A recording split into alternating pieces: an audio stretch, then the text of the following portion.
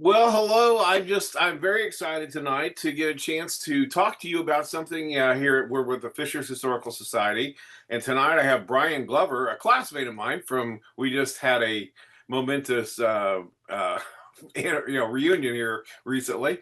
So Brian is going to be talking to us.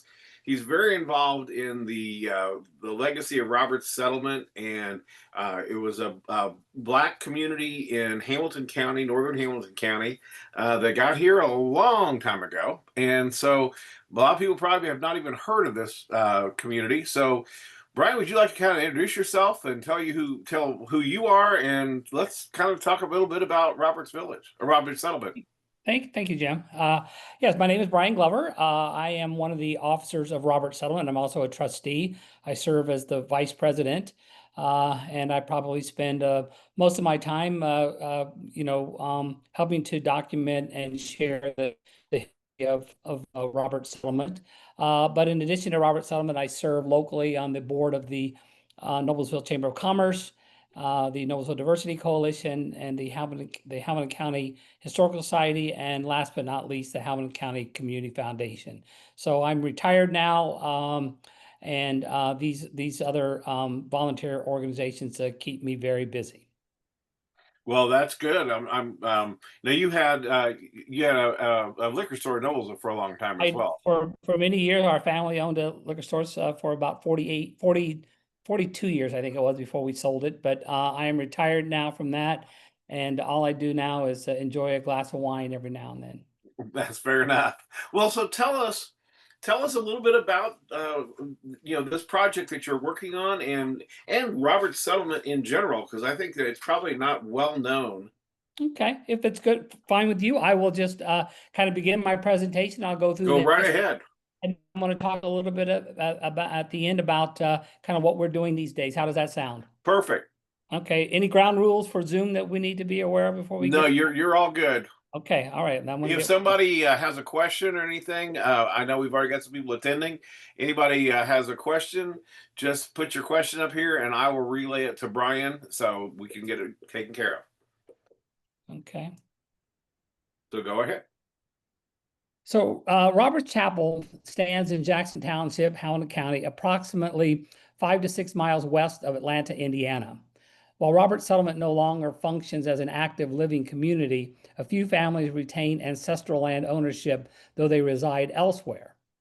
Descendants, myself included, continue to call the chapel and cemetery Roberts Settlement, honoring the terminology passed down from parents and grandparents who do remember when numerous families called this place home.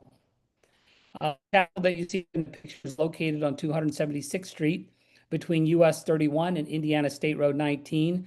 For those familiar with Beck's Hybrids headquarters on 276th Street in Atlanta, the chapel is easily accessible approximately 4 miles west of Beck's Hybrids. Okay. So I'm going to tell you the Roberts Settlement story in 4 themes: roots and migration, progress and perseverance, faith and education, and legacy and footprints. While I may be the one speaking today, my presentation is not possible without the scholarship and preservation work of many others. First, I'd like to recognize my great-great-uncle, Dr. Carl Roberts, who preserved our family history and urged us to pass these stories forward. Next, I'd like to thank Dr. Edgar Conkling, who is not part of the Roberts family, but in 1957, Edgar Conkling published his graduate thesis called Roberts Settlement, a Mixed Blood Agricultural Community in Indiana, which provides us with critical sociological context concerning this relatively isolated, multi-generational Black settlement in rural Indiana. And I also need to acknowledge Dr. Stephen Vincent, a Noblesville native, also a classmate of Jim's and mine, whose thorough research elevates the understanding we have of our ancestors today. Dr. Vincent's 1999 book, Southern Seed, Northern Soil, offers rich detail and places Roberts Settlement in its proper regional and national context. And finally, I want to recognize my sister, Leslie Davis, who is our Roberts Settlement genealogist, and she has leveraged all of these resources that I just mentioned, as well as the modern technology, to uncover even more of the story that our forebears have left behind. With that, I'll get started. So roots and migration is our first theme. How many of you are familiar with the history of Indiana's Black pioneers? Either hit the clap button or raise your hand and let us know if you've ever heard of this before attending this session tonight. Robert Settlement's Black pioneers were of mixed racial identity and had been free from slavery for generations before the Emancipation Proclamation.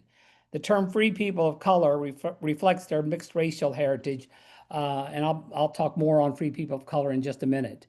During this presentation, though, you're going to hear me use various terms to describe these pioneers: free people of color, mixed race, free blacks, and even outdated terms like mulatto and colored, language commonly used during earlier historical eras. These labels have evolved over time and do carry different meaning depending on the context in which they are used. The origins of free people of color begins in 17th century colonial Virginia. Let's unpack what it meant to be a free person of color during the colonial period. As I said a couple of slides back, free people of color were of mixed racial origins. They were free by virtue of their mother's birthright. Let me try to explain that. Partus sequitur ventrum, that's a Latin term. That means that which is born follows the womb. And that was established in the 17th century slave codes. Children born to indentured white women were typically free, regardless of their father's status. Over time, Virginia-born free people of color migrated to the North Carolina frontier, where they encountered dwindling Meherrin, Tuscarora, and other Native American tribes. Colonial genocide had drastically reduced Native populations. Those surviving adopted white settler customs, including intermarriage. Free people of color soon intermarried with these Native Americans as well. Isabel Wilkerson, in her book Caste, The Origins of Our Discontents, defines caste as an artificial construction, a fixed and embedded ranking of human value that sets the presumed supremacy of one group against the presumed inferiority of other groups based on ancestry and often immutable or unchangeable traits, unquote. To be a free person of color in colonial times was to occupy a social and political middle ground. So what drove the initial migration from Virginia to North Carolina? Virginia's growing dependence on labor and restrictive laws pushed people of color out. North Carolina offered abundant, inexpensive land and a developing economy where free people of color could buy land or earn better wages using their skills. This migration was likely slow but steady over time. James Roberts, born in 1734, is our earliest confirmed ancestor.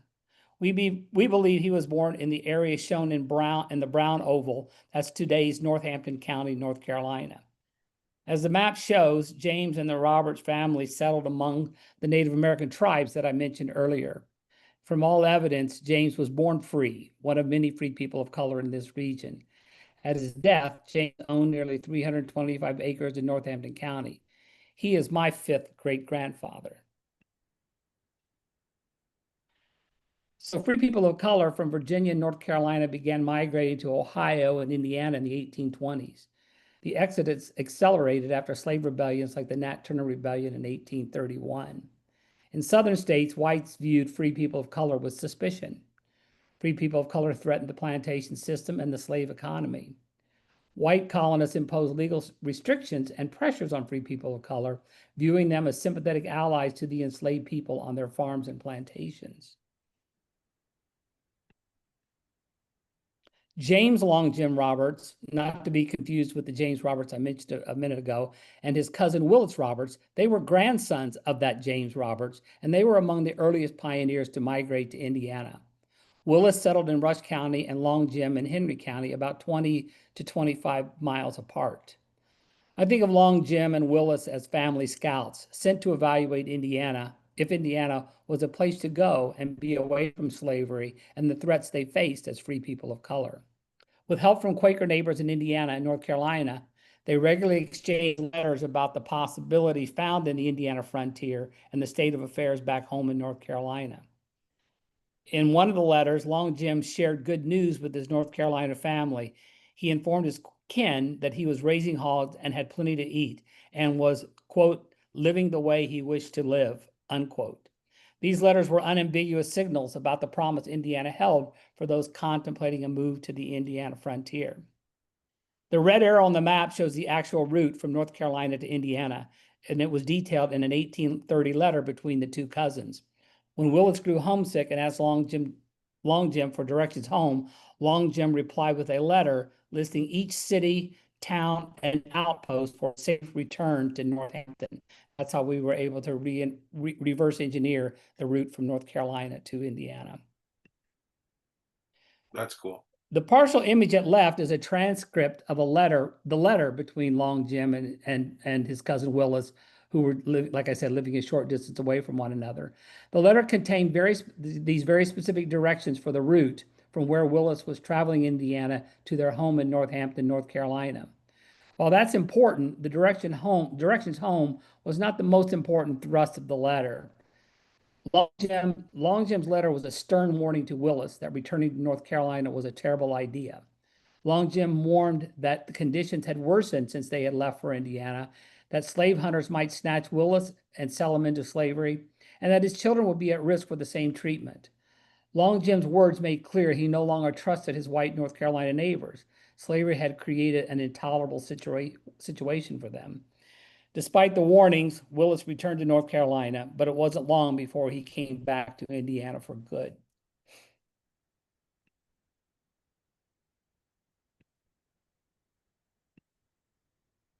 Little technical difficulty here. There we go. So let me clear up a common misperception.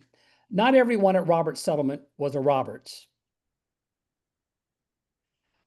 Roberts was the predominant surname early on, but not the only one. Of the first three families to buy land, two were Roberts and one was a Walden, also from Northampton, North Carolina.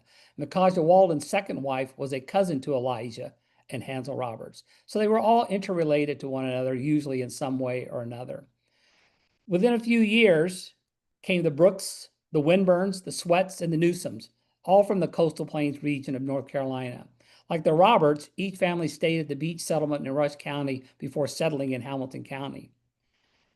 The Gilliams were a slightly different case. Moody Gilliam, a Virginian, brought his family first to Stark County, Ohio, then to the beach settlement before settling in Boone County. Moody's second wife was Julia Ann Roberts, the daughter of Roberts founder Micajah Walden. Moody was the first Black man to buy land in Boone County and is my third great-grandfather on my dad's side. So you can see this interconnectedness between these families. After 1840, the race was on. These are just some of the families that came to Roberts Settlement. So when I speak about the Roberts family, I'm speaking about all the families that called Roberts Settlement home.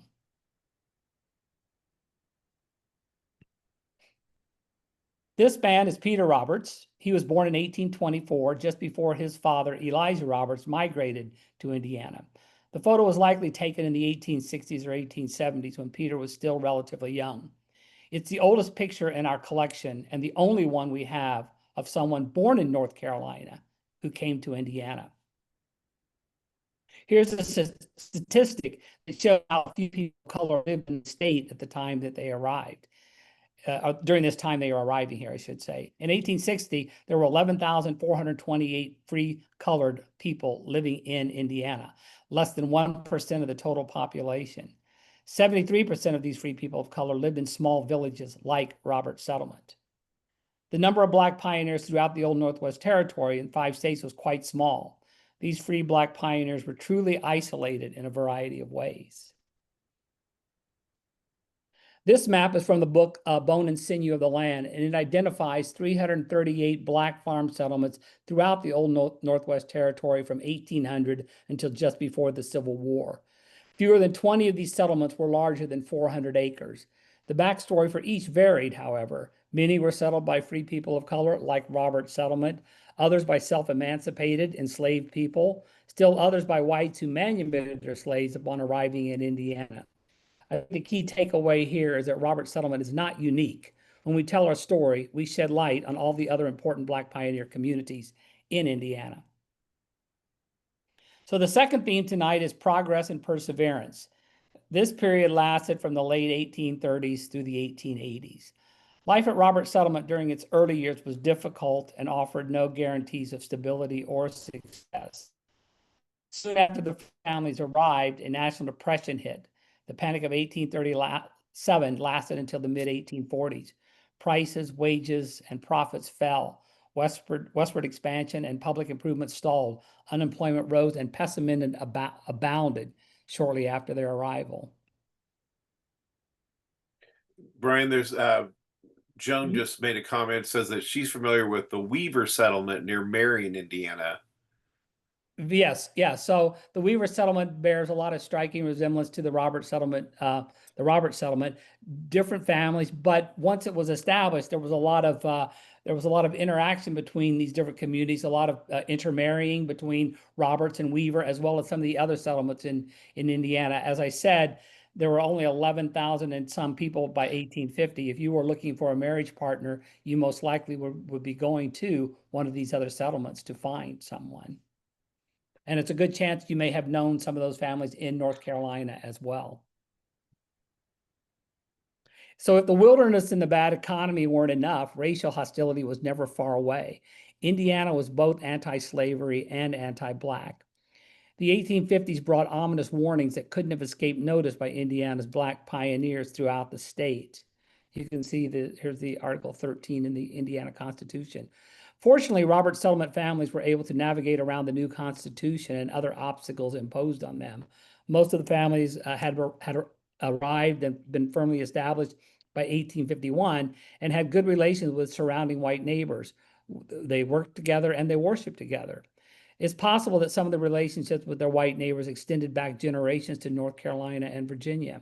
After all, the coastal plains regions of North Carolina was home to many Quakers and Methodists who had also migrated to Indiana.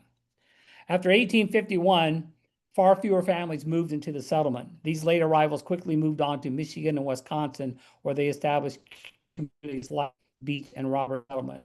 And one of the other factors why they moved on was just the availability of land. The next frontier was in Michigan and Wisconsin, and they went to the places where there was abundant land and land was inexpensive. Before Roberts settlement, as I mentioned a minute ago, the Roberts and other Black pioneers established the Beach settlement in Rush County near Knightstown. You brought up Weaver settlement. It was I don't remember the year, but it was established sometime after the Roberts settlement was established, but I think before 1850 as well. The Beach settlement grew quickly, forcing the next wave of arrivals to seek good, inexpensive farmland elsewhere. They chose Jackson Township in Hamilton County, a frontier area in the 1830s. Roberts Settlement's early settlers followed the same strategy as their Beach relatives, choosing homesteads near Quaker and anti-slavery Methodist neighbors who would support peaceful coexistence. Prospects remained bleak until the 1850s when the Indianapolis-Peru Railroad opened in nearby Arcadia and Atlanta. The railroad gave farmers better access to grain and livestock markets, and it brought consumer goods that improved home life. This is a map from Steve Vincent's book, Southern Seed, Northern Soil. Kind of shows you the changes from 1940 to 1870, how the settlement grew in size. And what are you saying this other community was? Is it Beach? It was called the Beach Settlement in Rush County. Okay. I think it was called the Beach because there was a large outcropping of beech trees in the area. Okay, all right. I'm just curious how and why things get their names is often uncertain, right. But I think it had something to do with the fact that there were a lot of beech trees in that area. Yeah, good question. The frame structure you see in the upper left photo was constructed in 1858. It replaced a log meeting house that had served as the church, the school, and the meeting space for about 10 years. Building a church was a clear signal that the families of Roberts Settlement had come to stay. The vestibule and belfry in the bottom photo were added in 1914. So that picture I showed you at the very beginning, one of the first slides, that is the same chapel you see in the lower right-hand corner with the legacy walk that's now been added to the property. We'll talk more about that a little bit later. So that church is 167 years old, I believe. Check my math, Jim. That's right. I would say it's close. Yeah. Okay, thank you. Another sign of progress was a public school that was built within the Robert settlement in 1877. Indiana began to fund public education for blacks in, I think, 1870, but also at about the same time, they began to build all of these schools in the township, and one of them just happened to be right there at what we call Robert's Corner in Roberts Settlement. Before the schoolhouse was built, the community held 2 school sessions each year in the settlement's chapel, which doubled as the schoolhouse. Several neighboring white children who lived near schoolhouse number 5 attended school with the Roberts children. This was rare in the 1870s, but not necessarily unusual in rural, isolated areas like Jackson Township. The integrated school speaks to the solid relationship between many blacks and white families in this section of the township and the county. So I want to tell you about some of the our ancestors who kind of came along during this period of progress, as we call it. Joining the Union Army and engaging in local politics and entrepreneurship were more signs of progress at Roberts Settlement. So I want to tell you about a few of these folks that were significant during this period, kind of coinciding with the Civil War and then Reconstruction afterwards. Begin with John Newsom. About a dozen men, including John, enlisted to fight for the Union. John enlisted under the alias Jasper Newton when he joined the U.S. Colored Troops 31st Regiment that had been raised in New York. Why he used an alias and joined a New York regiment is unclear. Preserving the Union and ending slavery was viewed as important not only for the enslaved, but also for free people of color who still felt they lacked the full rights enumerated in the Constitution. After his service, John returned to Roberts Settlement to work his family farm, which was in Adams Township, adjacent to the area there in Jackson Township. Following the Civil War, the men of Roberts Settlement wasted no time getting involved in Republican Party politics. In 1880, Eli Roberts entered the Republican primary for county recorder. Spoiler alert, Eli lost. Legend has it that a quid pro quo was established between Roberts Settlement's all-male voting and the county's white Republican Party leadership. The deal? Party leaders would deliver votes for each. Roberts Settlement men supported the party's preferred candidates. The spoiler alert is that the Republican Party failed to deliver and Eli lost. Eli's brother, William Penn Roberts, took the local Republican Party to task in an 1880 letter to the Noblesville Ledger. William Penn's point was very clear. Colored men had just as much right to ask for a white man's vote as a white man had to ask for his. William Penn went on, to say that colored men had fought bravely to preserve the Union, thus earning their place in the local political apparatus. And I use the term colored here because those are the terms, if you look at the letter on the right, those are the terms, the words that William Penn used in his letter, and that would have been the preferred word to describe them at this time in our history. Yeah. Stephen Roberts, pictured here, operated a livestock trading business in the county. Stephen worked with Marion Allred and Sam Craig, 2 local white livestock dealers who provided access to white area farmers. Stephen was described as, quote, one of Hamilton County's most respected and widely known livestock dealers, unquote. The woman on the left in this 1908 photo is Nancy Elliott Roberts. She was born in 1852, the first black child born in Noblesville. Nancy married Stephen in 1880 when she was in her late 20s. She lived to 100 years old, to be 100 years old. My third theme tonight is faith and education. The successes at Roberts Settlement were grounded in faith, their work ethic, and education. The best way to convey what faith and education meant at Roberts Settlement is probably to share a few more of our success stories. But first, let me share some history about Roberts' connection to Wesleyan Methodist Church. Much like the school, interracial worship was generally rare in the mid-19th century.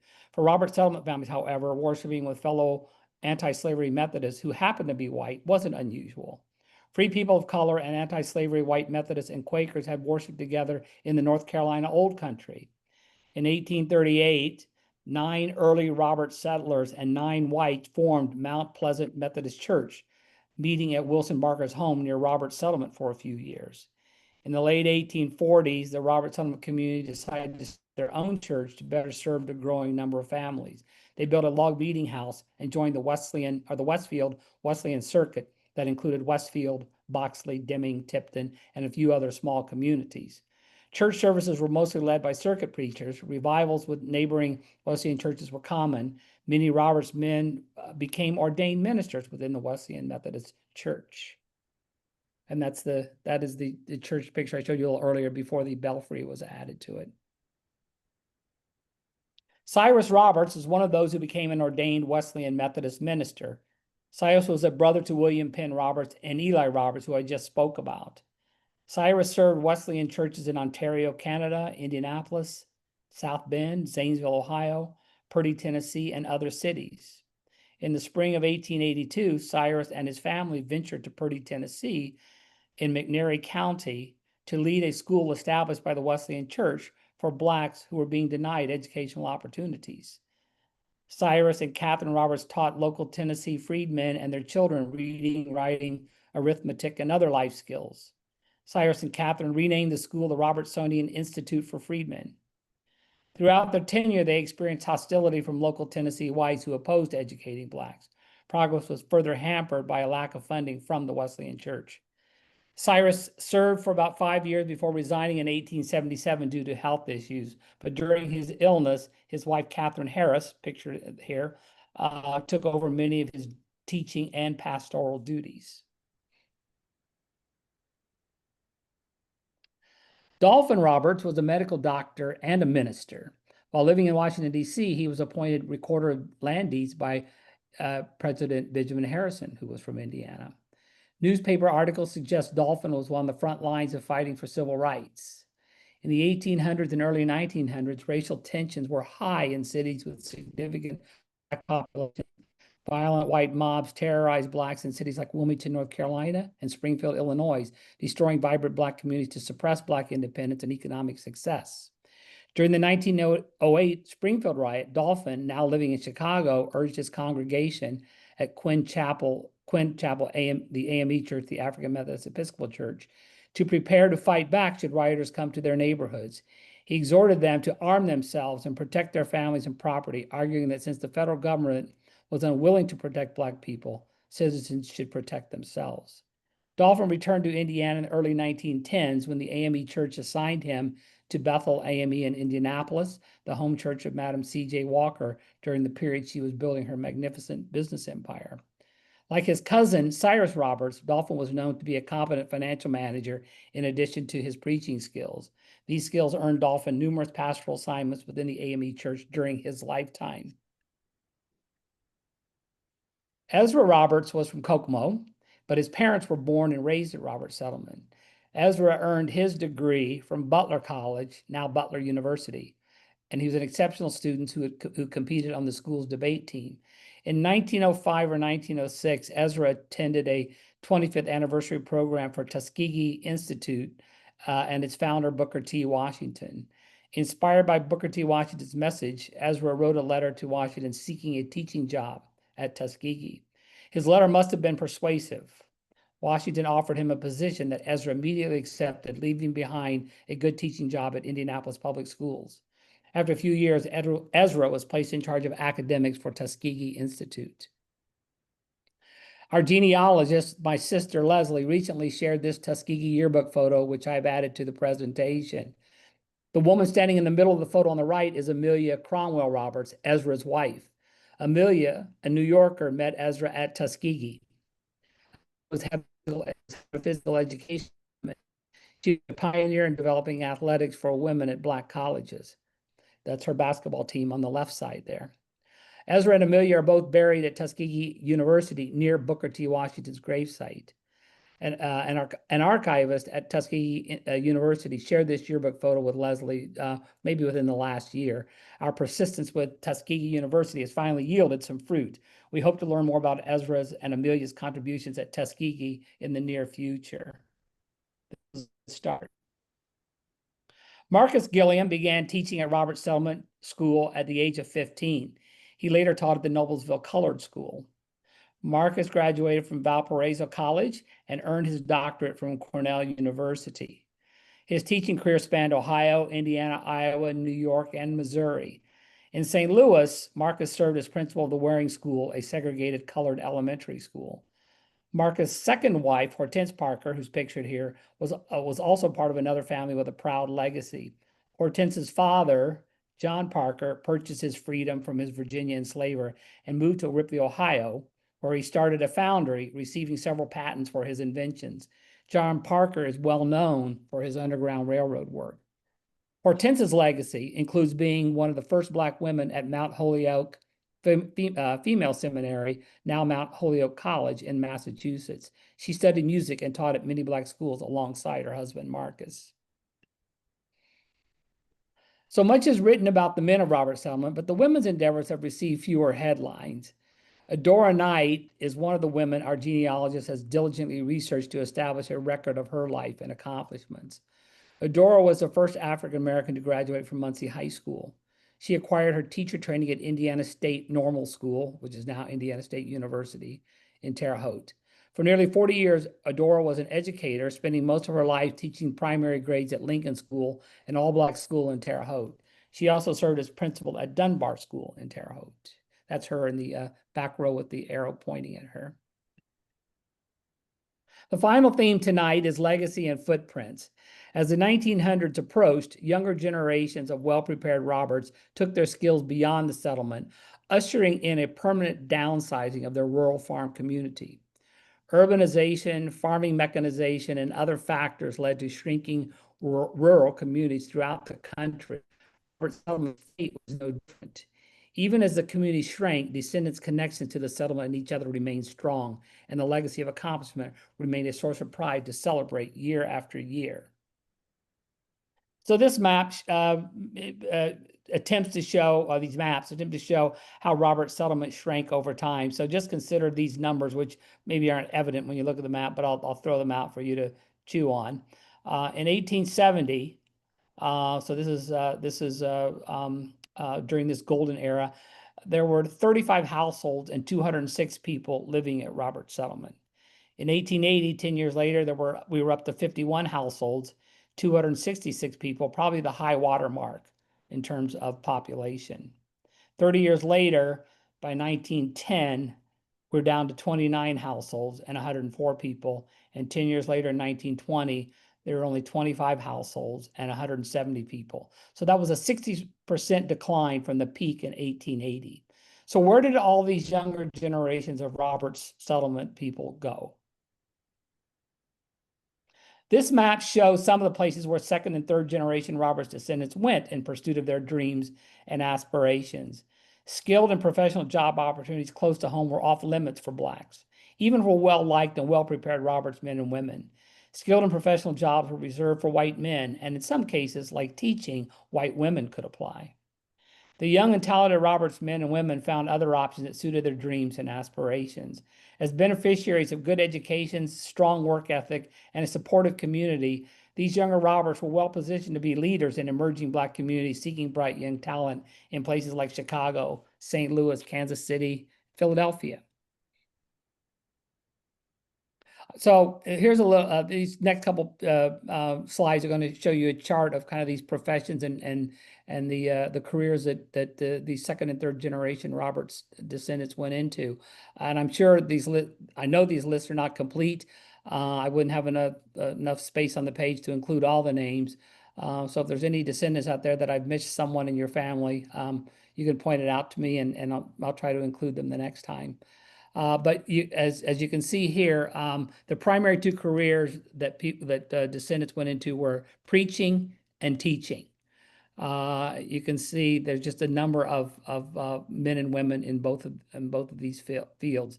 But these were their most frequent career paths, and they had been well prepared to give back to others by this time. And here are some of the other professions. There were many doctors that came from Robert's settlement. Some went into law, politics, and public service, and other fields such as chemist, livestock dealer, construction, and even auto racing. And the names that you see highlighted in yellow, I'm going to talk about them in a few minutes. So as I just said, I'm gonna take a few minutes to highlight a few more of our legacy creators. By 1920, only a couple of dozen farms remained at Robert Settlement. Nonetheless, those who worked the land will always be an important part of our legacy. Ira Rice, who's pictured at left, and his brother James on the right, inherited the land originally purchased by founder Hansel Roberts. Ira acquired additional parcels from small landholders to become the largest landowner at Roberts Settlement in the early 1900s. Both brothers attended Purdue University and studied agriculture, likely without revealing their racial identity. Recent efforts by Purdue to identify its earliest Black students do not include either Rice brother. After college, James took a job as a chemist for a Pennsylvania steel company. As I said earlier, professional jobs like chemists were off limits to non-whites in the early 1900s. James probably passed as white when he applied. Family history tells us that a co-worker ultimately discovered his deception and he was terminated because of his racial identity. James returned to Roberts Settlement to farm with his brother Ira. The newspaper article in the middle appeared in the 1947 edition of the Pittsburgh Courier, a Black-owned newspaper. This story tells of the Rice brothers' success raising cattle and the sophistication of their farming operations. Milton Roberts was a brother to Dolphin Roberts, the doctor and preacher who I mentioned earlier in the last section of the one early highlight in Milton's life was being part of a local Republican organizing committee that welcomed Frederick Douglass to Noblesville in 1880. Douglass came to Noblesville for a campaign stop on behalf of presidential candidate James Garfield. Sometime between 1880 and 1885, Milton completed his law studies and moved his family to Ottumwa, Iowa. Why Iowa? We don't know for sure. One hypothesis, Milton's well-known racial identity meant that his future as a local lawyer was limited because he was colored. Like James Rice, moving far away would allow him to conceal his racial identity, something he couldn't easily do in Hamilton County. We don't know if Milton consciously decided to pass as white. We're pretty sure that Milton never returned to Roberts Settlement after moving to Iowa. We also know that another brother and sister moved to Iowa and all appear to have assumed a white identity. In 1899, in partnership with the Reverend U.B. Smith, a Methodist minister in Ottumwa, Judge Roberts organized the American Home Finding Association, the oldest adoption organization in Iowa. Milton was president until his death, and the American Home Finding Association still exists as an adoption agency in Iowa. Albert Roberts was born in Decatur, Van Buren County, Michigan in 1867. So he's not technically from Roberts Settlement, but we're going to claim him anyway. Albert's father grew up at Beach Settlement and moved to Van Buren, Michigan, where he married Parthenia Winburn. You see some of the same names, Roberts, Winburn. These family names exist in so many different communities. Her family had also relocated to Van Buren, Michigan.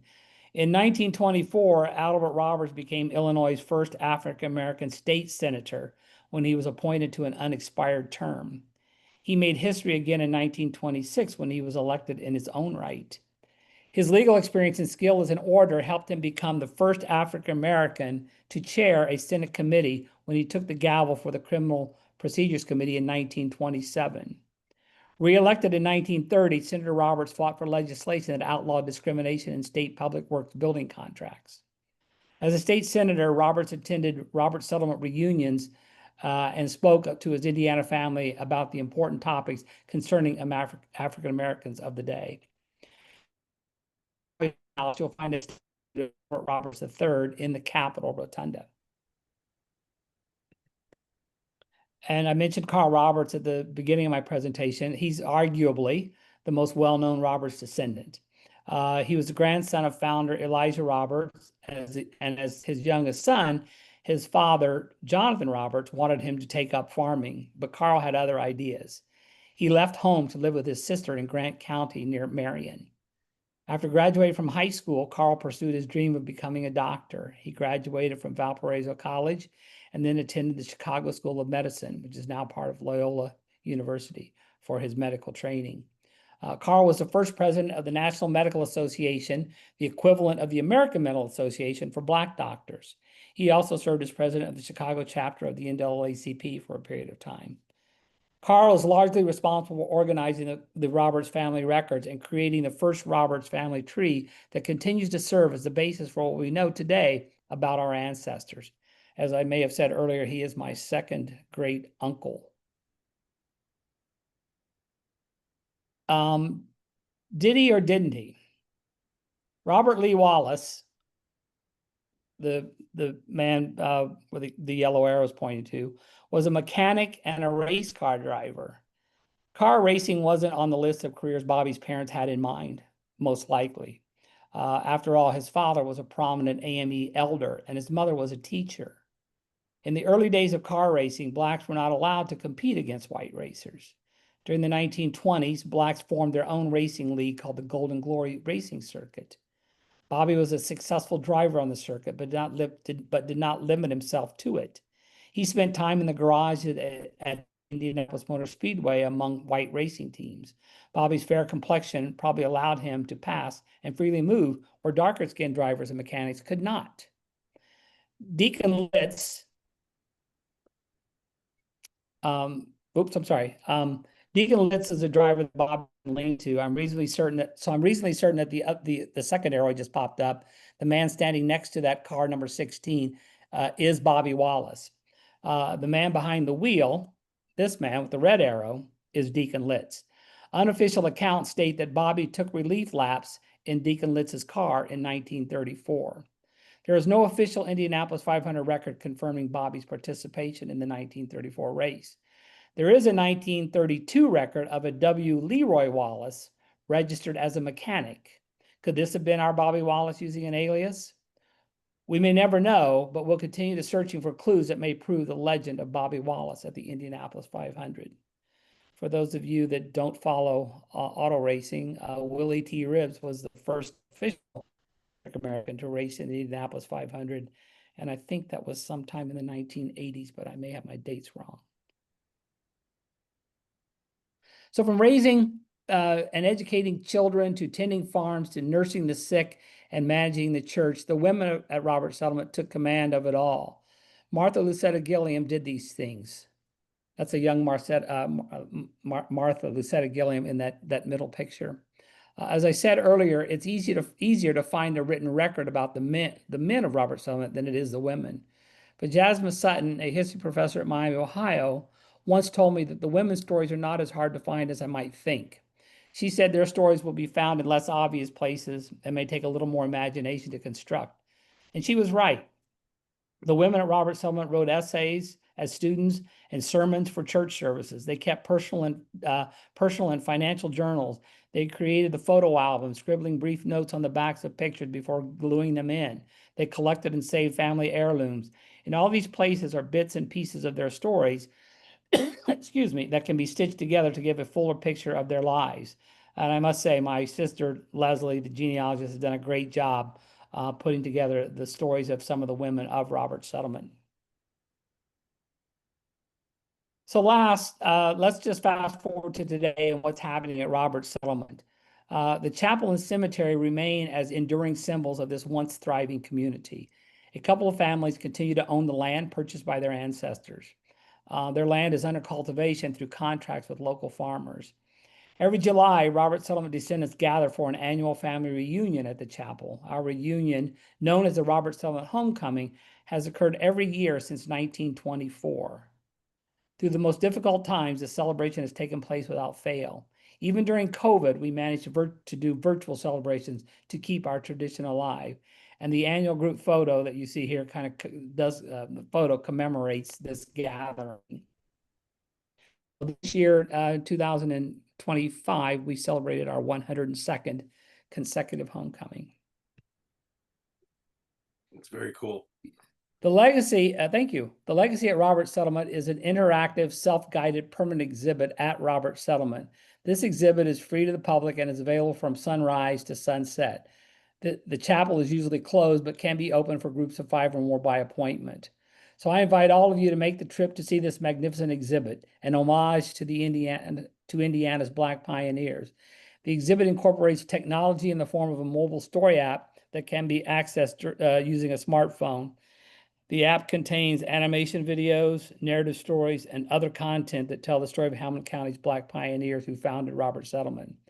We think the Legacy Walk is a must-see for Central Indiana residents and visitors to the area who wish to experience as a small but important part of the diverse history available at or in Hamilton County.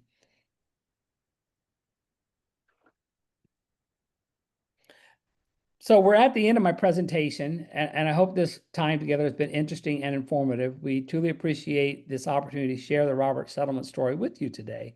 I'm going to wrap up with a few important takeaways from the history and stories that I've shared tonight. And after that, I will be able to take any questions that might be out there. So the first takeaway is that color mattered in a society that used race to create and maintain barriers. There's just no denying that fact. Unwavering faith and a commitment to education were necessary to overcome obstacles imposed by a society that was often hostile to their progress. They were steadfast people. Family bonds combined with stable and supportive institutions created an enduring foundation for generations of descendants. They really depended upon each other, and the church and the school, some of the first things that they established in the community were necessary for their survival and their growth and progress. And the ability to maintain and nurture relationships with white co-religionists that shared similar values was a significant benefit. It never hurts to have a good neighbor. And as they say, it's hard to hate someone you know. And I think that's the one of the truths about Robert Settlement is that they definitely lived in a community where people were supportive of one another. They were all out here in the wilderness trying to make it. And that free status and ownership of property afforded a limited range of opportunities not available to formerly enslaved persons. I think we talk about this today in the terms of generational wealth. And while none of the ancestors at Robert Settlement would be considered wealthy, they had enough wealth to send their kids to college, to buy land and do the things that allowed them to build some wealth. That's as true. It was true then, and it is still true today. And that's it. Thank you for coming. I'd be negligent if I didn't tell you that we are 100% donor-supported organization. So if any of you are interested in making a donation, a tax-deductible donation to Robert Settlement, you can scan this QR code or visit our website and make a donation, and we greatly appreciate it. Our website is www.robertssettlement.org, and you can also find us on and also on Instagram. So thank you again for your attention tonight. Really appreciate it. Brian, Joan also said, thank you for your research and presentation on Robert Settlement. She said it was interesting history that we must keep alive. It's very good. So I wanted to also, I was wondering, is the land owned in some way in a trust that is protected going forward? So the land that is where the chapel and the cemetery reside. At least that basic area, yeah. Yeah, so it's about an acre and a half. We have a nonprofit that was established in 1938 that owns the land. So it is. It is under our control, and so it is protected from that sense. It is also the chapel is on the National Register of Historic Places, which has some limitations on what can be done there. And I will tell you that we are going to be working very hard in the next few years to raise some funds to do some significant preservation and restoration work on the chapel itself. As I told you, it's 167 years old, and there's foundational work, there's work in the belfry, and other things that need to be done so that it'll last another 167 years. I just wanted to make sure that was, I assumed you guys were making provisions to keep it, Yes, protected.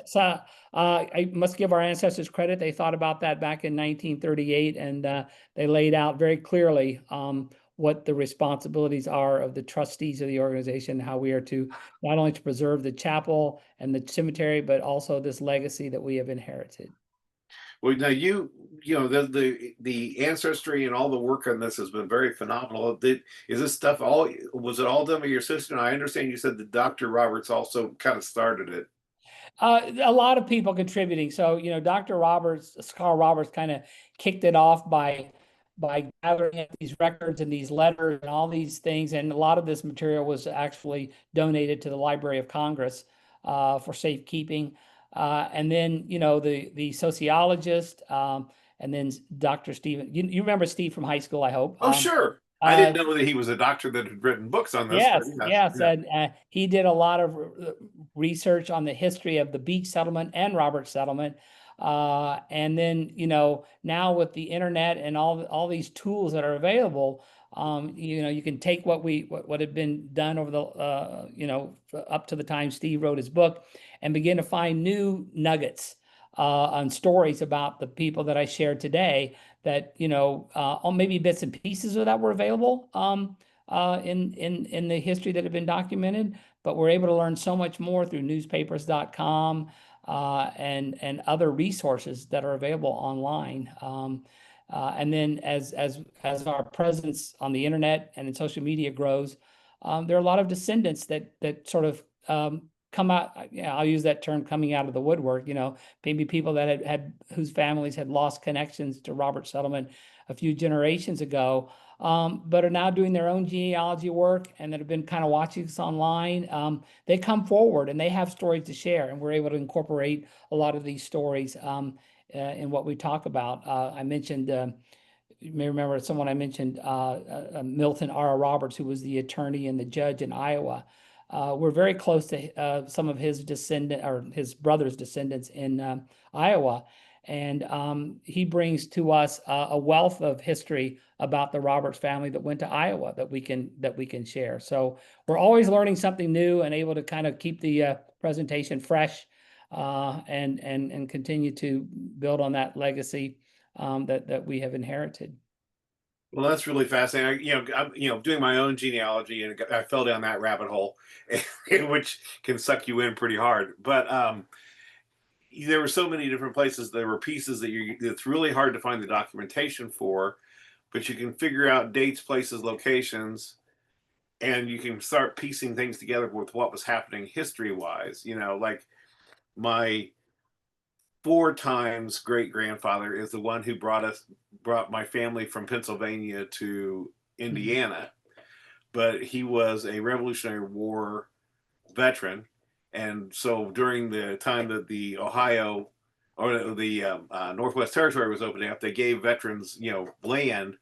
So I saw where he went from Philadelphia to Pittsburgh, which is where they would have gotten on the boat, the flatboat to go down. And he ended up in community in Kentucky for a long time, or for a period of time, which was where like a bunch of Baptists had gathered. Okay. Mm-hmm. And I found that through another book, and finally figured out why Kentucky rather than Ohio, and then I did read documentation from him why he left Kentucky, because he wanted to go to the proposed free state of Indiana. So he got here in 1811. So early. So a lot of these things, you start piecing these little. I may get the story from the history, but I may get it from reading a history, if that makes any sense. So that's No, it makes complete sense. Yeah. And then that's what we find too. And I think, sometimes you're left with sort of holes in the story that you have to sort of fill in with, your own conjecture based on what we know about other people in history at that time. So we just try to be clear where we, when we've done that, yeah, we don't necessarily know everything, but we can conclude certain things just sort of based upon, the experience of others who were in similar circumstances. Yeah, and when you go back far enough, finding the written documentation of things becomes challenging as well. Yeah. It's like I go back, my fourth, fifth, and sixth great grandfather all have names of Abel Morgan. Okay, well that becomes extremely frustrating. Yeah, right. And then when I start finding out that some of my uncles had kids named Abel Morgan as well, I'm like, I don't really know if it goes this way or if it comes this way. So somewhere in this group of people. To name your children or niece and nephews after someone in your family that you revered or friend, it was common. Right. We see the same names, the same first names and last names appearing at other settlements in Indiana, and we can't definitively we can't definitively tie them to our Roberts family in North Carolina, but it's likely that they split off sometime early in North Carolina and named their children after a brother or a cousin or something like that. And so when people see these names at, let's say, the settlement out in Terre Haute or the one in Orange County, they see the same Kinchin Roberts or John Roberts. They think I'm talking about their ancestor.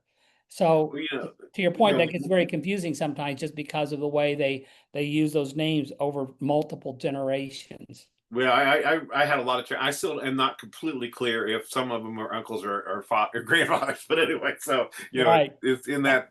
But I figure they're in that cluster of family. But anyway, so that's They kind of where. belong somewhere in the genealogy, right? Yeah. So one of the things I was going to say is I'm so excited about getting this information and getting this out there because you and I are the same age, and most of our generation, so much of the history we learned was from the writings of Woodrow Wilson, who basically erased all this, Right.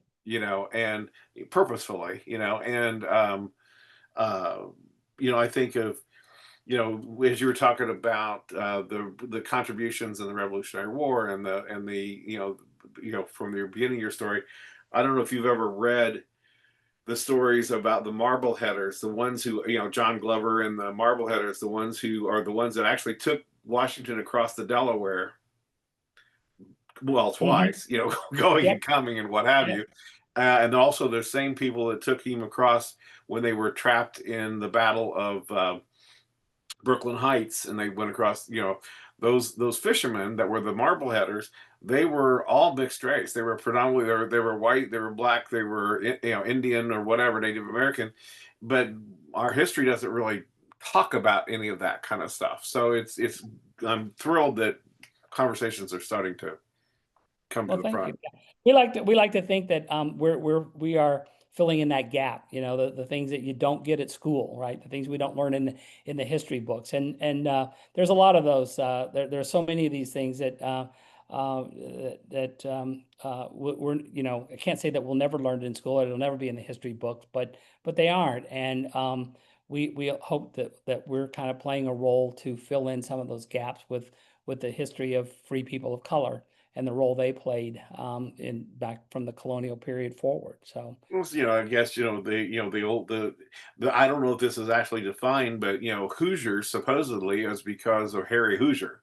You I've heard know, so many of those stories about what a Hoosier is. I don't know which have one. you ever heard the Harry Hoosier Oh, story? I haven't heard the Harry Hoosier one yet. You have to share Well, that. actually, there was an itinerant pastor or preacher, Harry Hoosier, and this was in the 1800s, early 1800s, I guess early 1800s, and he basically barnstormed the Hmm. Midwest, and he was a black pastor and was extraordinarily Hmm. popular in Indiana, and they used to call them Hoosiers people that would come to these big revivals. And it Okay. frankly is the most logical story I've ever heard compared to who's here at the door. Well, that's one I hadn't heard before. Thank you. There's quite a bit of documentation on it. IU's got some really good information on it, so it is, it's got a lot of credibility, and I think it is probably the actual truth. Harry Hoosier. Okay. Yeah. You'll have to send that to me. Okay, So I will. I'm glad to. Yeah. okay, So appreciate it. it's an interesting story, and it's the one that makes the most sense that I've heard. Okay, so Okay. Okay. but who knew, right? So anyway, well, Brian, thank you so much for sharing with us. I think this was fantastic, and I'm getting this. This will be. I'll send you a copy of this as well. So, Okay. all All right, right. thank you. Thank you for the opportunity, and everyone have a good night. All right, good night. Bye bye. Thank you. Oh, bye-bye.